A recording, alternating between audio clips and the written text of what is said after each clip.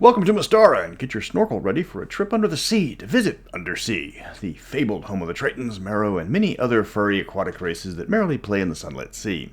Only mentioned in the Sea Peoples, it's still an organized nation with a queen and multiple territories.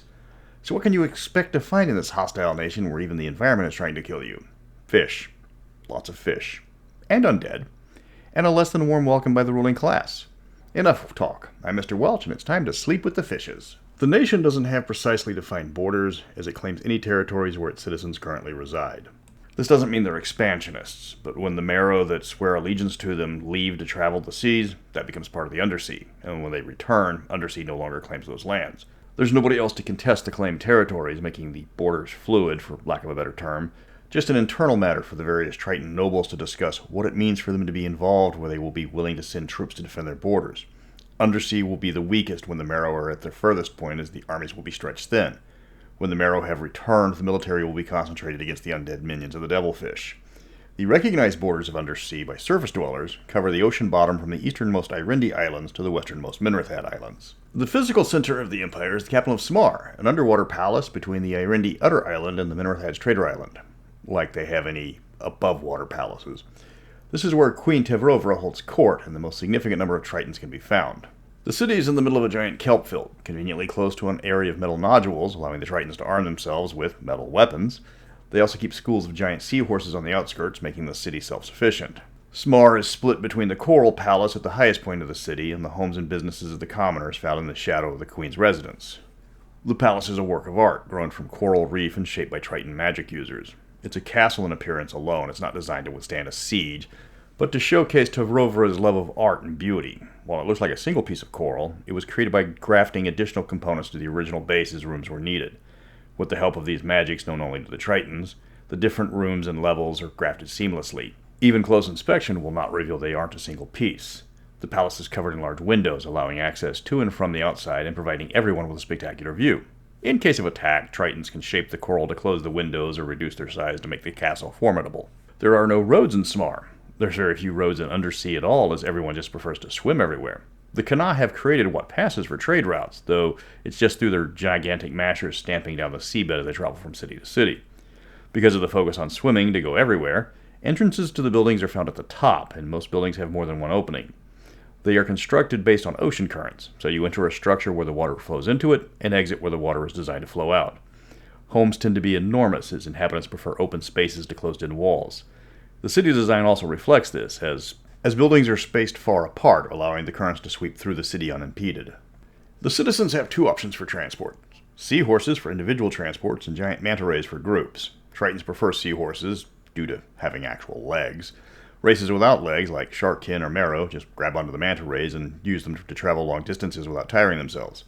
On the other hand, sea giants are too large for seahorses and even the largest of manta rays, so you use whales as mounts. The whales don't mind, as the giants defend them against predators. Their strange relationship is almost symbiotic. While the two creatures can't speak to each other normally, they will form bonds more like friends than a horse and rider. Fighting one is a formidable task. Fighting both is a great way to get a lot thinner really fast. Magical ships also sail underwater, though not watertight like Magitech submarines. These are ridiculously expensive and generally reserved for nobility or high-level adventurers. Dolphins are accepted as intelligent creatures, and the buying and selling of them is considered slavery. Whales have a similar protection, but due to the enormous size of the animals, it's a lot harder to trap and sell one, meaning the laws protecting them are more of a formality. The creatures have an informal agreement with Undersea. In exchange for legal rights and protections, the aquatic mammals serve as messengers, spies, and occasional allies for the Triton and Marrow. Creatures such as killer and sperm whales are expected to keep their diet to non-sentient creatures, as eating your allies puts a damper on most relationships. Undersea is ruled by the Tritons, as by law, nobility must be able to use arcane and clerical magic. This is mighty convenient, as only the Tritons are capable of doing both. This suits the other races just fine, as they care little for organized government. Queen Tevrovra sits on the throne, aided by her 7 barons to rule over the nation. The Undersea population is primarily Tritons, but they must respect the other races settled in their kingdom. But those permissions tend to come with restrictions. Sharkkin are welcome to live and fight in the Undersea's armies, but their sharks must be kept at a distance. The Marrow are given special incentives to settle on the nation's borders, but are expected to serve as the first line of defense against the devilfish. The Tritons treat the merfolk citizens with care, as the majority of Marrow are still nomadic, but are vital allies in the nation's survival. If Undersea Marrow were mistreated, that would strain the alliance. The other undersea races are few, as most of them live outside the borders. The Aquarindi elves straddle a thin line as they're friendly with Minorthad and Undersea. Well, friendly with the elves of Minorthad. To say Undersea and Minorthad have a strained diplomatic relationship is an understatement. But the Aquarindi have no quarrel with their surface cousins. They don't reveal themselves to the other surface races, though. They will aid the Tritons against the devilfish because the elves know the ramification if Undersea falls. The other race with a somewhat significant population is the Nixies to the north, and while they're on friendly terms, they aren't militaristic and provide little more than moral support.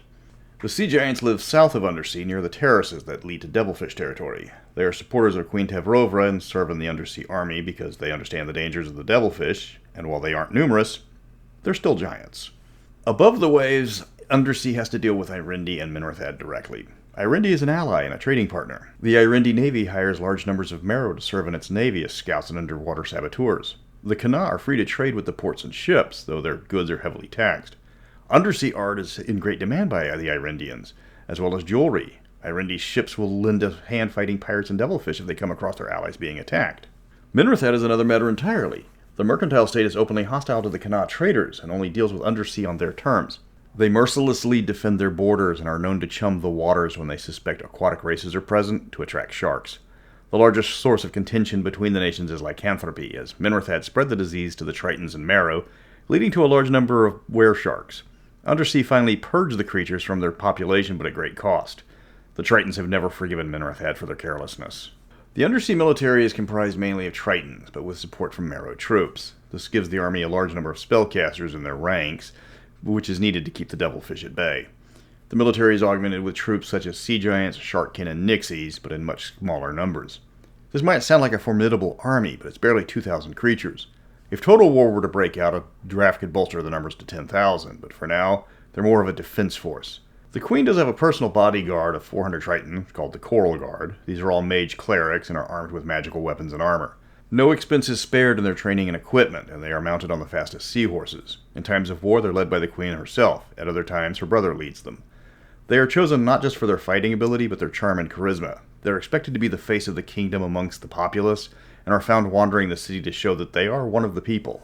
Undoubtedly, the biggest threat to Undersea is the vast undead legions led by the devilfish. This is a result of the fall of Taimora. Much of the Sunlit Sea is scattered with the ruins of that once great empire. The sea people avoid the former towns and cities that are common around Undersea. These are considered graveyards for the surface dwellers who perished when the continental shelf collapsed into the ocean. Taimora's capital and surrounding areas fell into the Abyss, the lowest region of the Sunlit Sea, where the pressure makes it difficult for the Tritons and Marrow to travel. That's the domain of the devilfish. The creatures have long been the enemy of the Triton. The two races fought a long and bloody war starting in 800 AC, with the devilfish animating the countless Taimoran dead to serve as their troops. The war stopped abruptly in 920 AC when the attacks just ceased without explanation. The Tritons took this opportunity to seek out new allies and strengthen their army. This proved to be wise when the attack started 50 years later, with even more undead filling the ranks of the devilfish army. Now the undersea forces are slowly being driven back.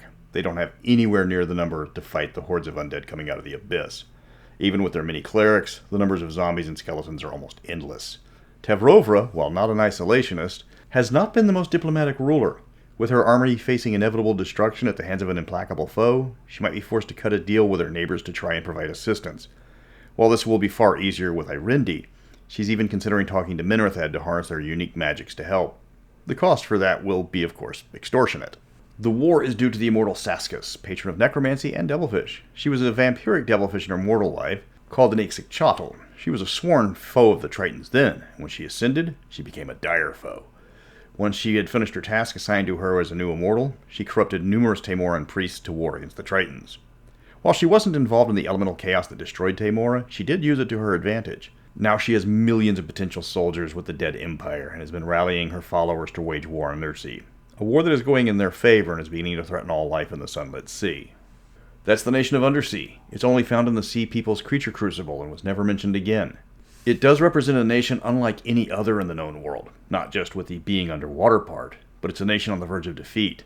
They face an enemy superior to their forces, and they don't have a chance of holding it back if it reaches full strength. Worse, they know this. But if they fail, Irindi, Minorthad, and the mainland will face legions of undead marching on their shores without warning. Next week, I'm keeping up with my thankless task of taking the latest adventure and turning the Shattered Obelisk into a terrifying adventure worthy of your time, combining the funnier parts of Chernobyl with the more terrifying parts of Dora the Explorer. Until then, remember to have fun with your guns until the lifeguard takes your ammo away.